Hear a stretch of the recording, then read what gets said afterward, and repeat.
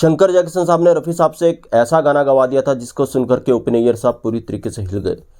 कौन सा ये गाना था? ऐसा कैसा गाना शंकर जैक्सन साहब ने रफ़ी साहब के लिए बना दिया था जिसको सुनकर ओपी नैयर साहब पूरी तरीके से हिल गए थे, उनको अचंभा हुआ था और वो नाराज़ भी हो गए थे। क्या यह पूरा किस्सा था जिस पर बात करेंगे दोस्तों। चैनल पर तो चैनल को सब्सक्राइब कर लीजिएगा, बेल आइकन भी प्रेस कर लीजिएगा ताकि नोटिफिकेशन आप तक पहुंचती रहे। नमस्कार, मैं महेश कोहली बॉलीवुड संगीत के सफर से। दोस्तों सबसे पहले बात करते हैं ओपी नैयर साहब। ओपी नैयर साहब ने जब अपनी संगीत यात्रा शुरू की थी फिल्मी संगीत जगत में, तो उनको जो बड़ा मौका दिया था वो मौका दिया था गुरुदत्त साहब ने। शुरू में क्या किया करते थे ओपी नैयर साहब? हल्के रिदम के गाने बनाया करते थे, स्लो रिदम के गाने बनाया करते थे। शुरुआती दौर में ओपी नैयर साहब का काम ठीक ठाक नहीं चल रहा था। उनको किसी ने सलाह दी कि ऐसा फिल्म संगीत जगत में नहीं होता, आप फास्ट रिदम के गाने बनाओ, तभी आपके गाने सुपर डुपर हिट होंगे। तो यहीं से साथ मिलता है उनको गुरुदत्त साहब का। गुरुदत्त साहब उनको मौका देते हैं और फिर जब वो संगीत तैयार करते हैं फास्ट रिदम पर, उनके दिमाग में आ जाता है कि फास्ट रिदम के बिना गाने बेकार बनेंगे, अधूरे रहेंगे। जब उन्होंने फास्ट रिदम का सहारा लिया और गुरुदत्त साहब ने उनको सहारा दिया अपनी फिल्मों में, तो उनके संगीत ने कमाल करके रख दिया था।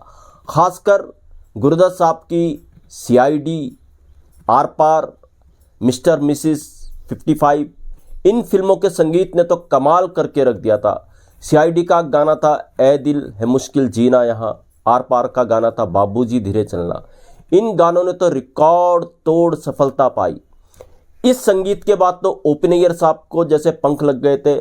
अब और प्रोड्यूसर डायरेक्टर उनको हिट देने की गारंटी मानने लगे थे। ओपी नैयर साहब को हिट गाने देने की गारंटी मानने लगे थे। ओपी नैयर अपने आप में एक ब्रांड हो गए थे। तो दोस्तों यहाँ पर एक कंट्रोवर्सी भी जुड़ी थी ओपी नैयर साहब से।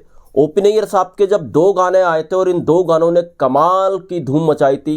ये 2 गाने थे ए दिल है मुश्किल जीना यहाँ, ए दिल है मुश्किल, और दूसरा गाना था बाबूजी धीरे चलना। बाबूजी धीरे चलना। तो ए दिल मुश्किल है जीना यहाँ जो रफ़ी साहब ने गाना गाया था, कहते हैं ये कॉपीड गाना था।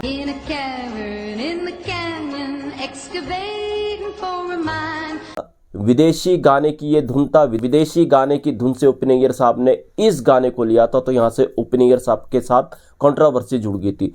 दूसरी तरफ आर पार का जो गाना था बाबूजी धीरे चलना, अप्रत्याशित सफलता इस गाने को मिली थी, मगर इसके साथ भी कंट्रोवर्सी जुड़ गई थी। ये गाना भी ओपी नैयर साहब ने किसी विदेशी धुन से लिया था। अब ये भी फैलने लगा कि ओपी नैयर साहब दूसरे गानों को उठाते हैं, दूसरे गानों की धुन लेते हैं, विदेशी गानों की धुन लेते हैं और अपनी इस तरीके की धुन बना देते हैं, तभी जाकर के ये गाने हिट होते हैं। दोस्तों यही वो दौर था जब शंकर जयकिशन जैसे legend music director Hindi film संगीत जगत में अपनी पैठ बना चुके थे, अपना नाम बना चुके थे। शंकर जयकिशन इस वक्त पे बहुत बड़ा नाम थे और ऐसी वक्त में ओपी नैयर साहब की एंट्री होती है।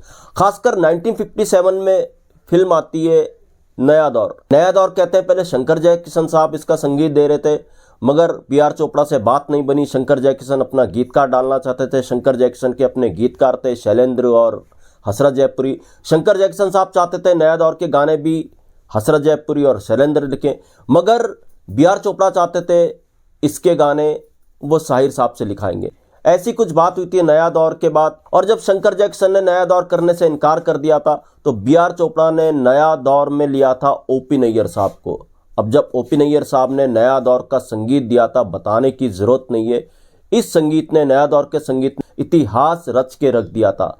ऐसी गानों ने धूम मचाई, सब देखते रह गए। तो यही वो दौर था जब शंकर जयकिशन का प्रभुत्व कायम था और शंकर जयकिशन साहब को भी लग रहा था कि कोई ऐसा संगीतकार आया है जिन्होंने हिला करके रख दिया था। दोस्तों इसी समय में 50s में एक फिल्म आती है 59 में, लव मैरिज। शंकर जैक्सन का इस लव मैरिज फिल्म में एक गाना था, 3 कनस्तर पीट पीट कर गला फाड़ कर चिल्लाना। 3 कनस्तर पीट पीट। इस गाने में कहते हैं शंकर जैक्सन ने तंज कसा था ओपी नैयर साहब के लिए। इसमें एक ऐसा अंतरा भी आता है कि यहाँ से लेकर उधर जमाकर कुछ ऐसा अंतरा था जिसमें साहब तंज कर रहे थे कि ऐसे गाने नहीं बनते हैं कि आप कहीं से उठाओ और कहीं किसी गाने को कॉपी कर दो और फिर कोई गाना बना दो, इधर से उठाओ उधर जमाओ। उधर से लेकर इधर जमा कर। कुछ ऐसा शंकर जैक्सन साहब ने शैलेंद्र से एक गाना लिखाया था। तो कहते हैं जब ये गाना ओपी नैयर साहब ने सुना तो ओपी नैयर साहब को लगा कि शंकर जैक्सन ने ये जो गीत है उनके लिए ही बनाया है। और यहाँ से फिर ओपी नैयर साहब और शंकर जैक्सन के बीच में एक कहते हैं ना वो शीत युद्ध वो शुरू हो चुका था फिल्म इंडस्ट्री के अंदर।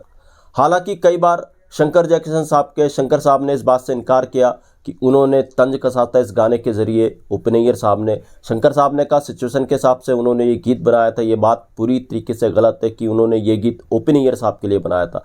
मगर इस गीत को सुनकर के ओपी नैयर साहब नाराज़ हो गए। ऐसे कई आर्टिकल्स और कई जो संगीत के जानकार हैं वो इस बात को कहते हैं। खैर बाद में ओपी नैयर साहब का हौसला भी शंकर जैक्सन साहब ने कई बार बढ़ाया। ये खुद ओपी नैयर साहब ने स्वीकार किया और अच्छी खासी ओपी नैयर साहब और शंकर जैक्सन के बीच में दोस्ती थी। मगर कहते हैं ये दोस्ती भी दिखावे की थी। ऑफिशियल लाइफ में दोनों एक दूसरे को कंपटीशन दिया करते थे। ये बात भी किसी से छुपी नहीं है। और यही गाना टीन कनस्तर पीट पीट कर ओपी नैयर इस गाने से नाराज हो गए थे। हालांकि इससे अलग ओपी नैयर साहब को काफ़ी गाने शंकर जैक्सन साहब के पसंद थे और शंकर जैक्सन साहब को भी ओपी नैयर साहब के कई गाने पसंद थे। ये भी दूसरी बात है। और कमाल की बात है दोनों के जो सिंगर थे वो थे रफ़ी साहब। हालांकि आर के बैनर में शंकर जैक्सन साहब मुकेश जी को लिया करते थे, मगर आर के बैनर से बाहर वो रफ़ी साहब की आवाज़ का ज़्यादा इस्तेमाल करते थे और ओपी नैयर साहब भी रफ़ी साहब की आवाज़ का ज़्यादा इस्तेमाल करते थे। तो दोस्तों ये था एक नायाब गाने का नायाब किस्सा। कैसे एक गाने से ओपी नैयर साहब को ठेस पहुंची थी शंकर जैक्सन के, जिसको रफ़ी साहब ने गाया था। तो दोस्तों ऐसे किस्से मैं आपके लिए लेकर के आता रहूँगा। महेश कोहली को दीजिएगा इजाज़त। Good bye, good luck and take care.